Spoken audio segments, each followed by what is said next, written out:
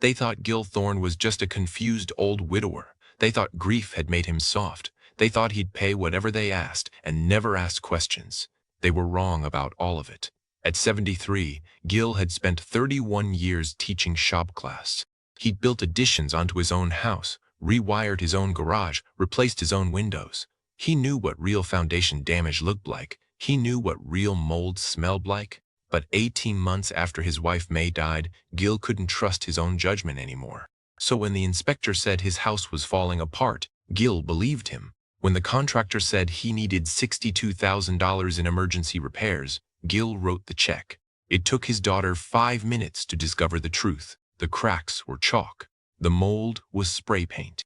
And Gil's grief had made him the perfect target. What happened next took 7 months. And by the end, the men who scammed Gil Thorne wished they'd never knocked on his door. Gil Thorne knew every inch of that house. He had built the back deck himself in 1986, replaced the windows in 91, rewired the kitchen in 94 because May said the lights flickered when she ran the microwave. 31 years of teaching shop class meant he could fix almost anything. And for 47 years of marriage, that house held everything that mattered. Now it just held silence. May had been gone for 18 months. Cancer took her fast. One day she was labeling boxes in the garage with her neat handwriting. 3 months later, Gil was picking out a casket. He still talked to her sometimes, standing in the kitchen, asking which coffee mug he should use, sitting in the living room, telling her about the weather. Her reading glasses were still on the side table next to her chair. He could not bring himself to move them. The decision to sell came slowly. Their daughter Corinne lived 4 hours away. The house was too big for one person, too quiet, too full of May in every corner. Gil thought that selling might be his first real step forward, a way to prove he could still make decisions on his own. He was wrong about that. The problem was not the house. The problem was that every choice felt impossible now. What color to paint the trim before listing, what price to ask, which boxes to pack first and which to leave for later. May had always handled the big decisions. She would research for days, make lists, weigh the options.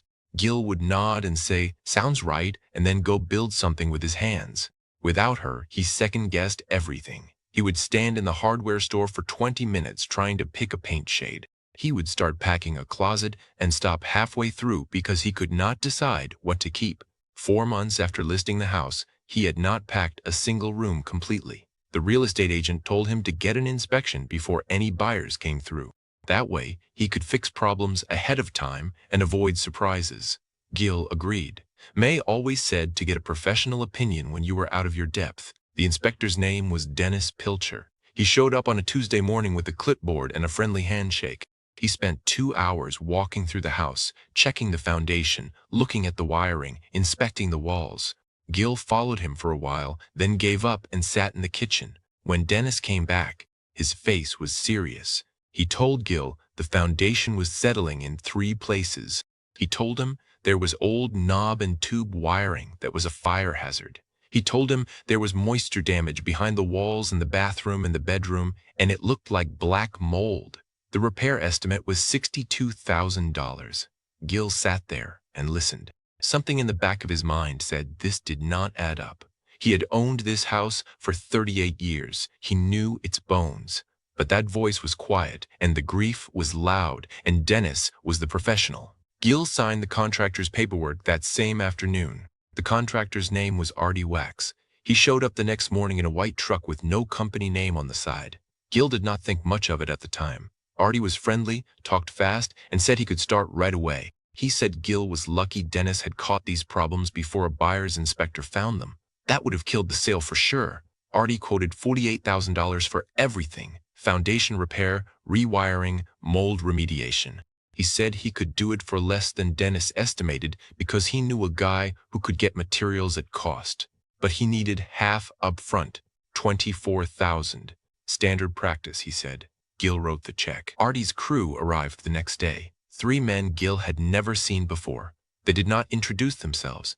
They just started working. By noon, they had torn open the bathroom wall. By evening, they had pulled up the flooring in the hallway and ripped out a section of drywall in the bedroom. Gil watched from the kitchen. The house he had built with his own hands was being torn apart, and he could not make himself stop it.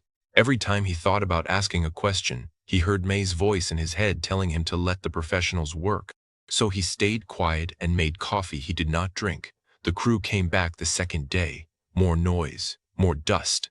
They opened up another wall in the living room and pulled out insulation. One of them pointed at something and shook his head like he had found another problem. Gil did not ask what it was. By 3 in the afternoon, they were gone. Artie called that evening and said they had run into some supply chain issues. The materials for the foundation repair were back-ordered. He would be in touch when they came in. Probably a week, maybe 2. A week passed. Gil called Artie. No answer. He left a message. Another week. He called again. This time the number was disconnected. Gil called Dennis, the inspector. Disconnected. He drove to the address on Artie's business card. It was a mailbox store in a strip mall. The woman behind the counter said she had never heard of Artie Wax or his company. Gil drove home and sat in his torn-apart living room. Dust was still settling in the air. The walls were open. The floors were ripped up. Half his savings were gone, and the men who took it had vanished like they had never existed. He did not call the police. He did not call Corinne. He just sat there in the one chair that was not covered in debris and stared at the hole in his wall. May would have seen this coming. May would have asked questions. May would have looked up reviews and checked licenses and made Artie prove every single thing he claimed. But May was gone, and Gil was alone, and he had trusted the wrong people because he was too tired to think straight. He sat in that chair until it got dark. Then he went to bed in the one room that was still intact. He did not sleep. Corinne made the drive once a month, 4 hours each way. She would stay the weekend, help her father with whatever he needed, and try not to worry too much about how he was doing alone. This time she knew something was wrong before she even parked the car. There was a dumpster in the driveway, a big one, the kind contractors use for demolition. The front door was propped open, and she could see dust floating in the air from 20 feet away. She found her father in the kitchen. He was sitting at the table with his hands folded in front of him. The kitchen was the only room that looked normal. Everything else was destroyed. Corinne stood in the doorway and looked at him. He seemed smaller somehow, like the house had collapsed and taken part of him with it. "Dad? What happened?" Gil did not look at her. He pushed a piece of paper across the table. An inspection report. She scanned it quickly. Foundation damage, faulty wiring, black mold, estimated repairs in the tens of thousands.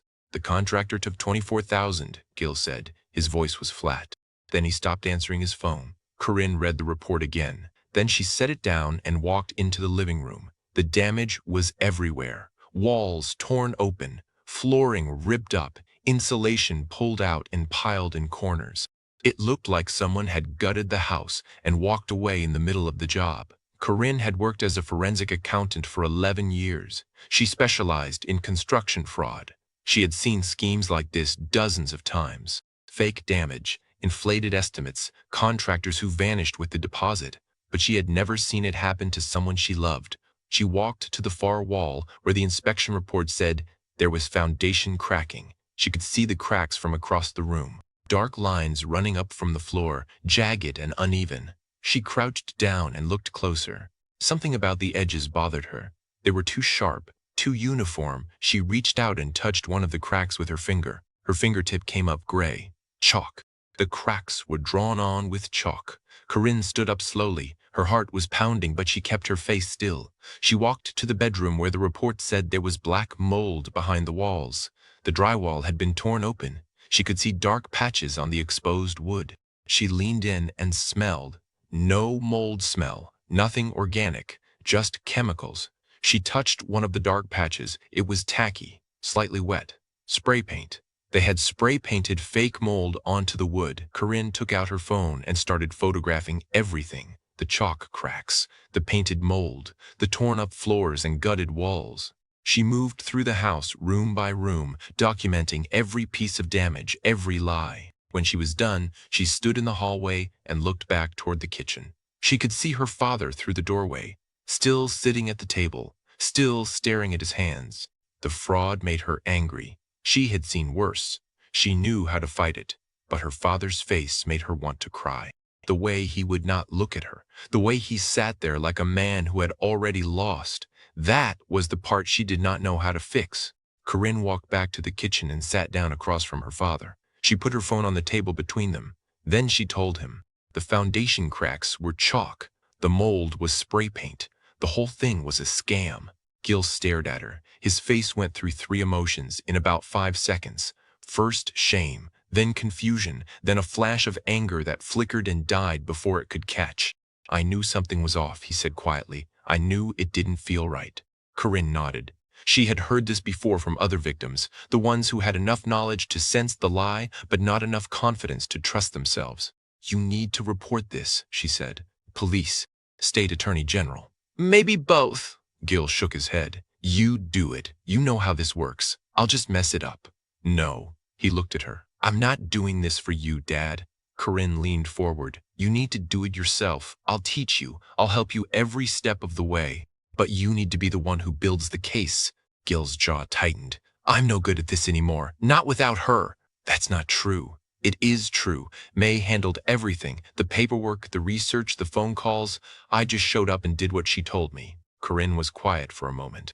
Then she said, Dad, you built half this house with your own hands. You rewired the kitchen yourself in '94. You know what real damage looks like and what fake damage looks like. You knew something was wrong the minute that inspector opened his mouth. Gil did not answer. The only reason they got away with it is because you were grieving. That's not stupidity. That's being human. She tapped the table. But now you know. And now you can fight back, or you can let them win. Gil sat there for a long time. Corinne did not push.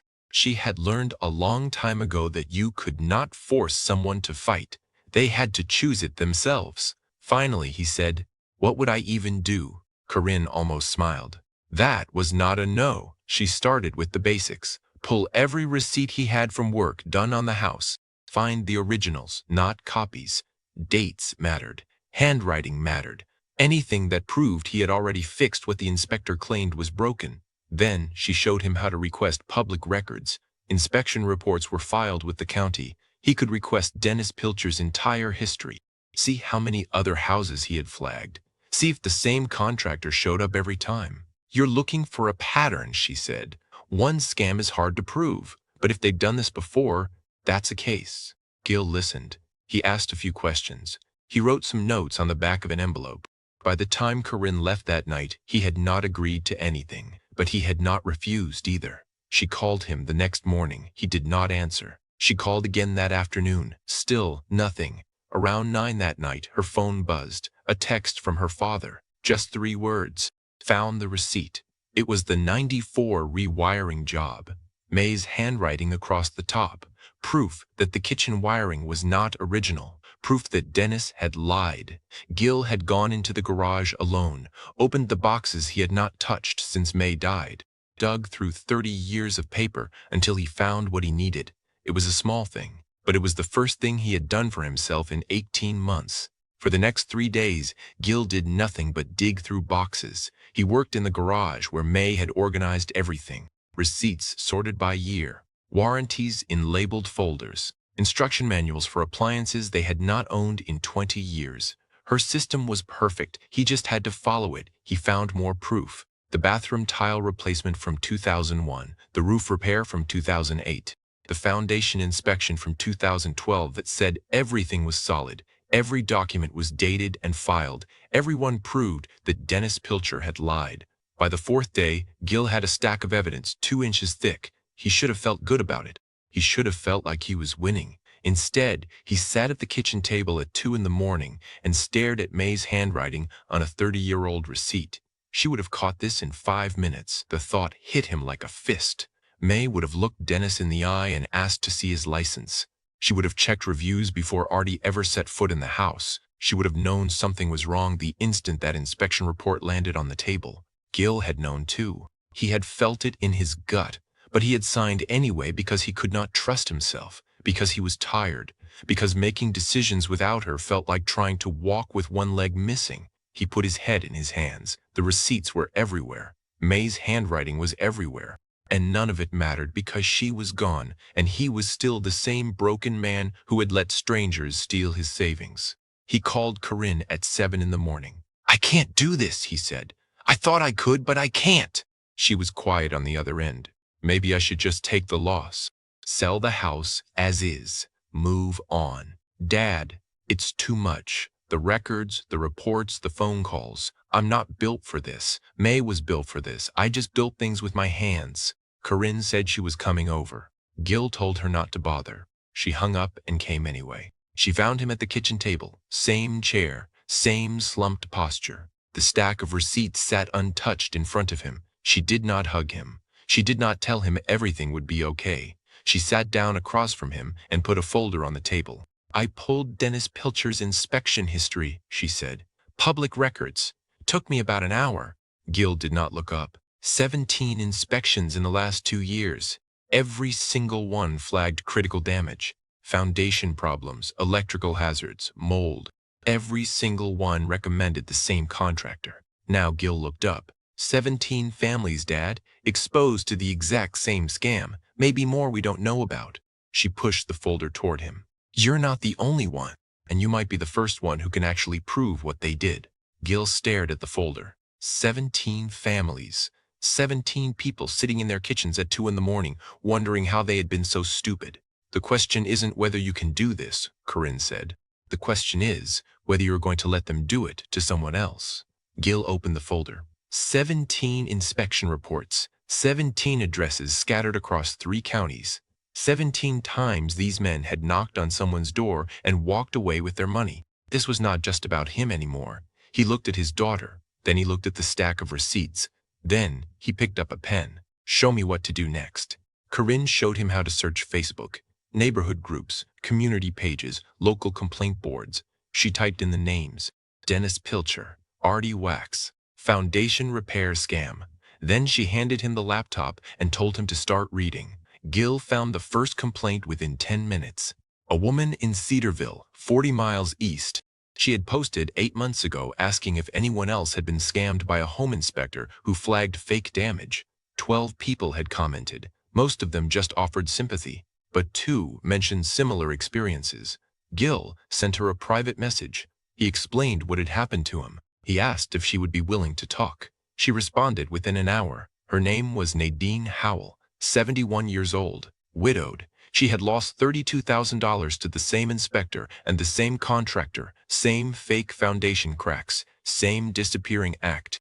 She had filed a complaint with the county, but nothing came of it. The investigator said there was not enough evidence to pursue. Gil asked if she still had the complaint number. She did. The second victim was a retired teacher in Mill Creek named Donald Purdy, 68. His wife had dementia, and he was trying to sell their house to pay for her care. Dennis had flagged $57,000 in repairs. Donald had paid half before his son got suspicious and started asking questions. By then, Artie was already gone. Donald cried on the phone. Gil did not know what to say, so he just listened. When Donald was done, he thanked Gil for reaching out. He said no one had ever contacted him about this before. He thought he was the only one. Gil told him he was not.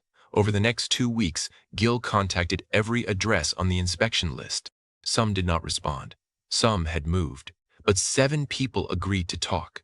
7 victims with the same story. Same inspector, same contractor, same lies drawn in chalk and sprayed on walls. Gil wrote everything down. Names, dates, amounts stolen, complaint numbers. He cross-referenced the inspection reports with his own records. He built a timeline showing how Dennis and Artie had moved across 3 counties over 2 years, hitting one house every few months. Corinne came by on the 3rd weekend and found him at the kitchen table surrounded by paper. He had bought a 3-ring binder and filled it with everything. Receipts, photographs, victim statements, public records, the timeline. She flipped through it slowly. Gil watched her face. This is better than most cases I see at work, she said. Gil did not smile, but something in his chest loosened a little. You should call the district attorney, Corinne said. Consumer Protection Division. They handle fraud like this. I know. Gil closed the binder. I already looked up the number. Corinne waited. I'll call them tomorrow, he said, and I want to do it myself. She nodded.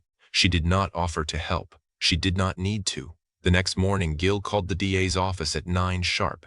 He explained who he was and what he had found. The woman on the phone transferred him to an investigator named Ruth Castellan. Ruth sounded tired. She had probably heard 100 stories like this. She asked Gil to summarize the situation. He did, keeping it short. Fake inspection, fake damage, multiple victims across 3 counties. Documentary evidence. Ruth was quiet for a moment. Then she asked if he could bring the evidence in person. Gil drove to the county building that afternoon. He sat in a small office across from Ruth Castellan and handed her the binder. She opened it and started reading. She did not say anything for a long time. Finally, she looked up at him. Her expression had changed. The tiredness was gone. "Mr. Thorne," she said, "how long did it take you to put this together?" "About 3 weeks," Gil said. "My daughter helped me get started, but I did most of it myself." Ruth nodded slowly. She closed the binder and placed her hand flat on top of it. "I think we need to talk to my supervisor." Things moved fast after that. Ruth Castellan brought in 2 more investigators. They sent a forensic team to Gil's house. The chalk, cracks, and spray-painted mold were documented and photographed by professionals. Lab results confirmed everything Corinne had found on her first visit. Then they started contacting the other victims, the 7 people Gil had found, the ones from the earlier complaints that had gone nowhere. More showed up once the news got out. By the end of the month, the DA's office had identified 19 victims across 3 counties. Total losses exceeded $400,000. Dennis Pilcher and Artie Wax were arrested on a Thursday morning. Gil watched the story on the local news that night. He saw their faces on the screen, mugshots. Dennis looked annoyed. Artie looked scared. Gil felt nothing. He thought he would feel satisfaction or anger or relief. But all he felt was tired. The good kind of tired. The kind that comes after you finish something hard.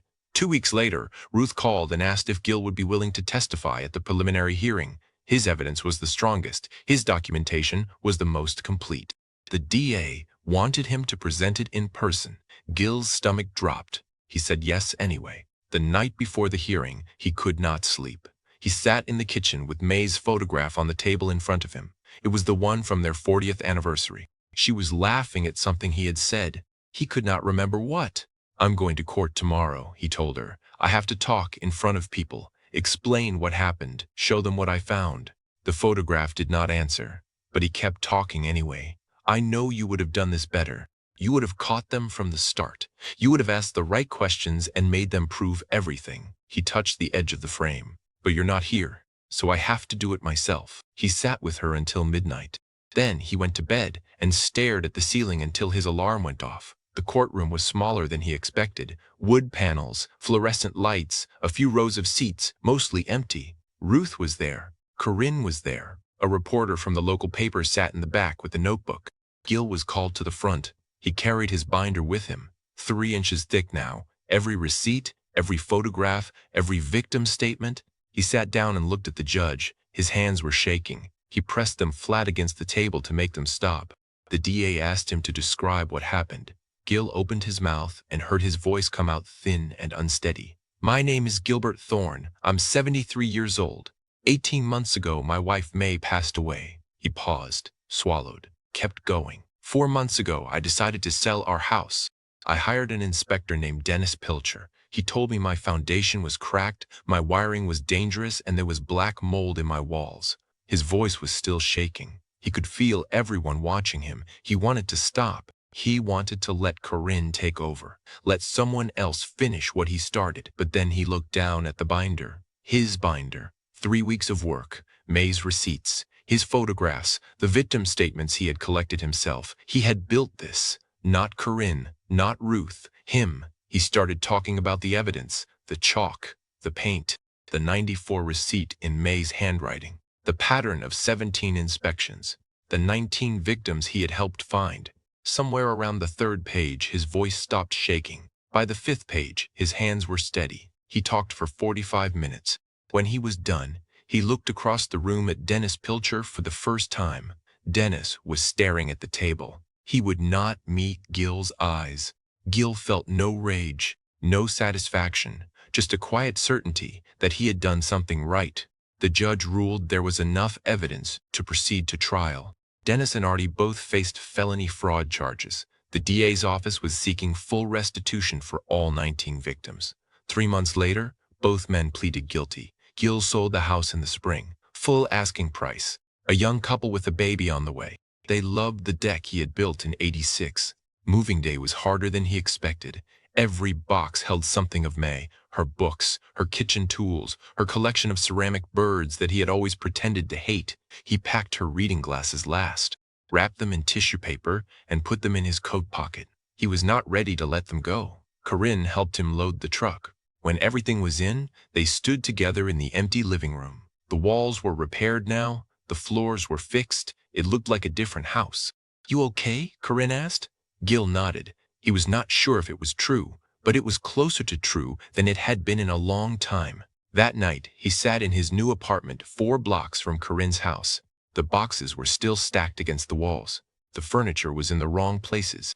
Nothing felt familiar yet. He picked up his phone and called his daughter. "I made the decision," he said. "Me." Corinne was quiet for a moment. When she spoke, her voice was thick. Mom would have been proud. Gil looked out the window at the unfamiliar street. New buildings, new neighbors, a whole life he had not planned for. For the first time in 2 years, he was not frozen.